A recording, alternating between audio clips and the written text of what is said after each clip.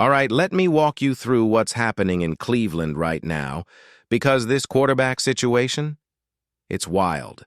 It's not just your usual preseason noise, it's a full-blown shakeup, and everything revolves around one name, Shedeur, Sanders. So here's what just went down. Kevin Stefanski, the Browns head coach, broke his silence, and what he said has lit up the fan base and caught the attention of folks across the entire NFL. Now, normally, this time of year coaches keep, it's super generic. You hear the same old stuff like, we're evaluating everyone, or competition is healthy. But not this time. Stefanski didn't just mention Shedeur in passing, he made it a point to spotlight him. And that changes everything. He actually floated the idea that Shedeur might start in the Browns' first preseason game. That's huge. I mean, we're talking about a rookie fresh out of college, still adjusting to the pro game, and he's in the middle of a real quarterback battle. And it's not just any battle. Joe Flacco is in that room, a Super Bowl champ, a proven veteran. Yet somehow, Shedeur is already pushing for serious reps. Now, before I go any further, make sure to hit that subscribe button, give this video a like, and let me know in the comments. Do you think Shedeur should start? I appreciate all your support as we dive deeper into this. So here's the thing. When a head coach like Stefanski publicly puts a rookie's name in the mix before training camp even starts, that's not just lip service. That means there's momentum building behind closed doors. It means something's already happening, internally. And Stefanski? He knows it. What really stood out to me was the tone of Stefanski's comments. Sure, he said the usual, we're evaluating everything, but it wasn't what he said. It was how he said it. The conviction, the intention behind it. He explained that they're not just watching throws, they're breaking down every rep during OTAs. They're looking at who handles pressure, who reads the defense at the line, who leads the huddle, and who's absorbing the playbook like a pro. It's not just about arm talent, it's about leadership, poise, decision-making. And based on everything we've heard, Shedeur Sanders is absolutely excelling in those areas. He's not just another rookie trying to survive. He's composed. He's confident. He looks like he belongs, and that's saying something, especially when you're standing across from guys like Flacco. Let's not forget, when the Browns drafted Shedeur, he wasn't even a first-rounder. Not a second-rounder either. He came in with the label of a long-term project. Some folks figured he'd be lucky to make the practice squad this year. But all that? Out the window. Stefanski said it himself. Shedeur is already running in 11-on-11s, getting real reps. That's not a courtesy. That's a signal, and the buzz isn't just coming from the coaching staff. Colin Cowherd recently dropped a nugget that made me stop. He said Browns ownership is interested, maybe even pushing for Shedeur to start early in the preseason.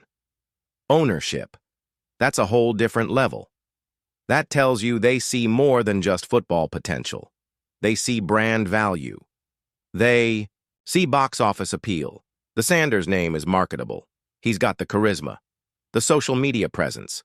And whether fans like it or not, that stuff matters in today's NFL. But Cowherd also mentioned a wrinkle that complicates things. The Browns are scheduled to play a game in London. Throwing a rookie quarterback into that kind of pressure cooker with jet lag, overseas media, and a totally different rhythm. Man, that's a tall order even for a vet. So where does that leave Joe Flacco?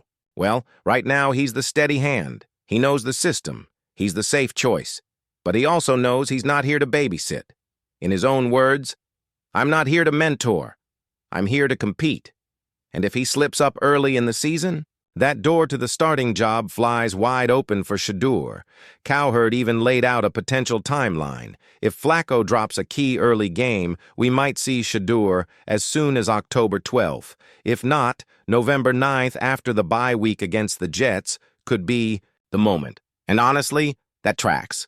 Because Shedeur isn't just hanging in there, he's standing out. Stefanski admitted they're throwing a ton at these quarterbacks. Mixing up looks, pushing them hard, seeing who rises. And Shedeur? He's not just rising, he's thriving. He's making it impossible to ignore him. And here's the bigger picture. This franchise? It loves a headline. They didn't draft Johnny Manziel, trade for Deshaun Watson, or select Baker Mayfield first overall by accident. They go for bold. And Shedeur Sanders? He fits that mold. He's got the name, the game, and the swagger. Now let's talk Dylan, Gabriel. I know what some folks are thinking. He's too short, right? There was even a moment during OTAs when a pass got batted down at the line and someone on a hot mic said, "I'm taller than him." That's brutal. But here's the twist. The Browns knew that. They knew he wasn't the tallest guy, and they still drafted him. Why? Because his accuracy is ridiculous. He's got elite ball placement, whether it's a back shoulder fade or a perfectly timed slant. The guy can throw dimes. In today's NFL, you can't survive on just arm strength or athleticism. You need precision. Completion percentages are sky high now. If you're not hitting 65% or more, you're falling behind. Gabriel has that touch.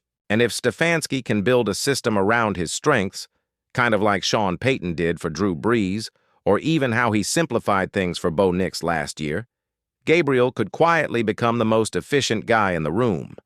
But he's not safe, either. Not with Shedeur coming for it. Reports from OTAs said Shedeur outperformed everyone not named Joe Flacco. Better than Gabriel. Better than Kenny Pickett.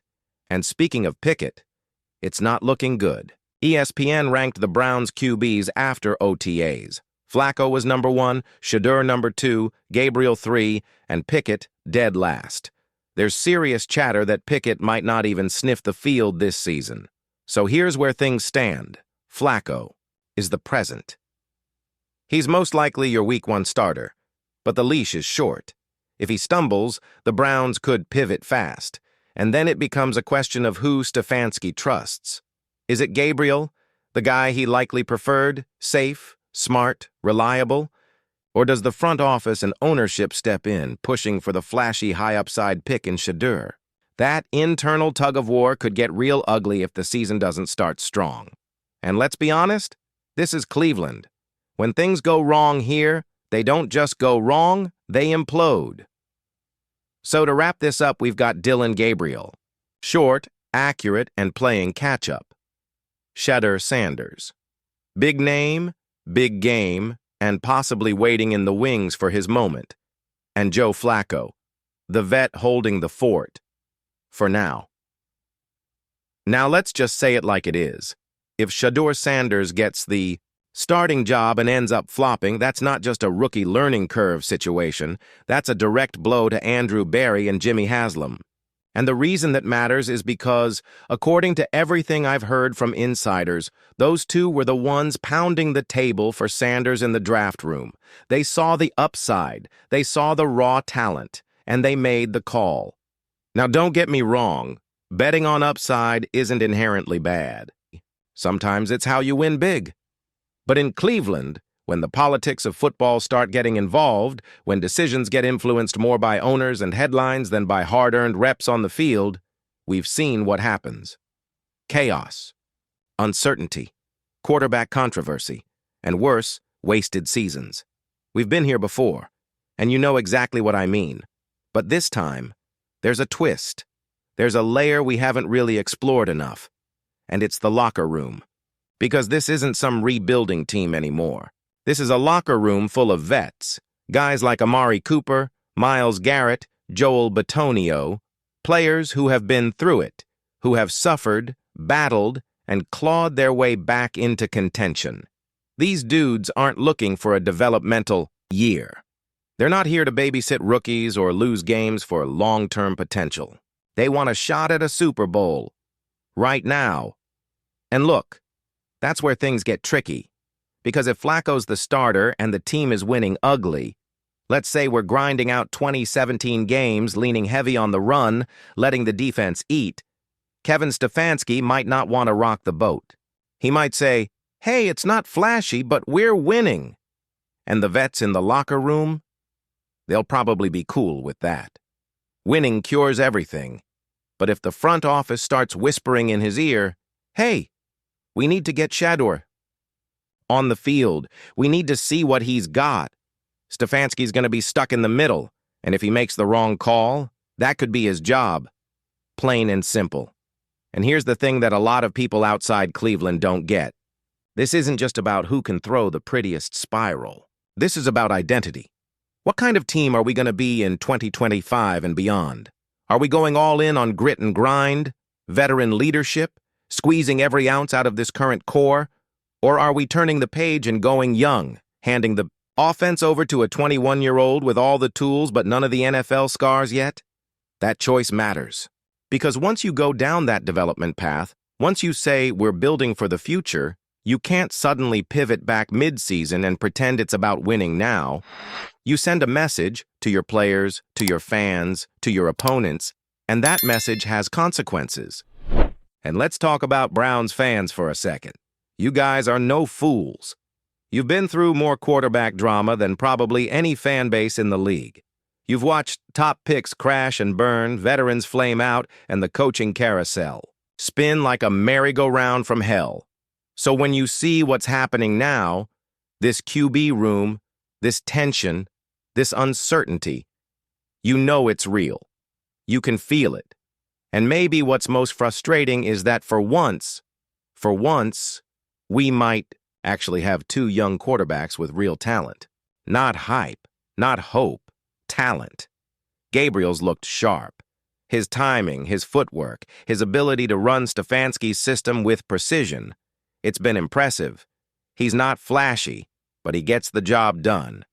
And if you're a Gabriel guy, you see the path to stability. You see a guy who could win you 10 games and not make the big mistake.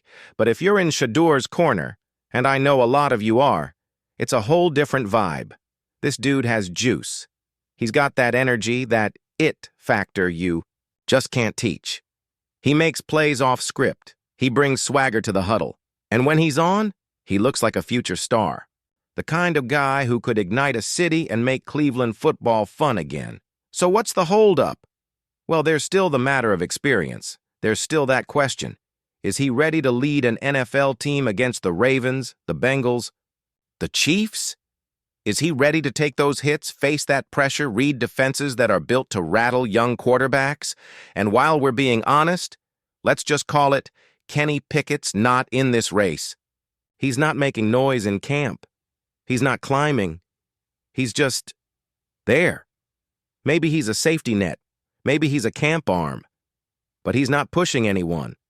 And if this battle comes down to Shedeur versus Gabriel, which it sure looks like it will, Pickett might never get his shot here. But there's someone else who will be critical in this whole thing, and that's Quinshon Judkins.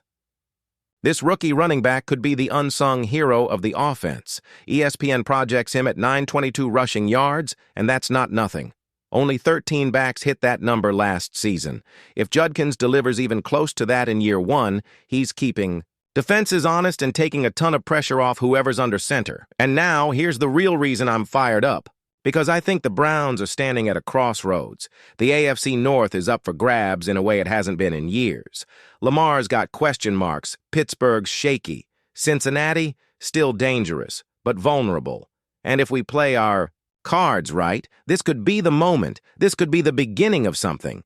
But the decision they make at quarterback, whether it's Flacco to steady the ship, Gabriel to run the system, or Shedeur to blow it all up in the best way possible, that's going to shape everything. The energy, the momentum, the hope, and ownership knows it. They feel it.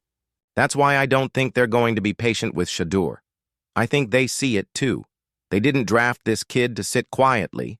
They drafted him to shift the culture, to bring life back into the franchise. And that shift, it's already starting.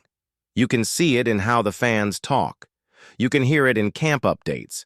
You can feel it in the way this team is practicing. And now I want to hear from you. Are you riding with Stefanski's methodical approach? Do you think he's building something slowly and doing it right? Or do you believe this is all just delay? That the rookie takeover is inevitable and we're just wasting time?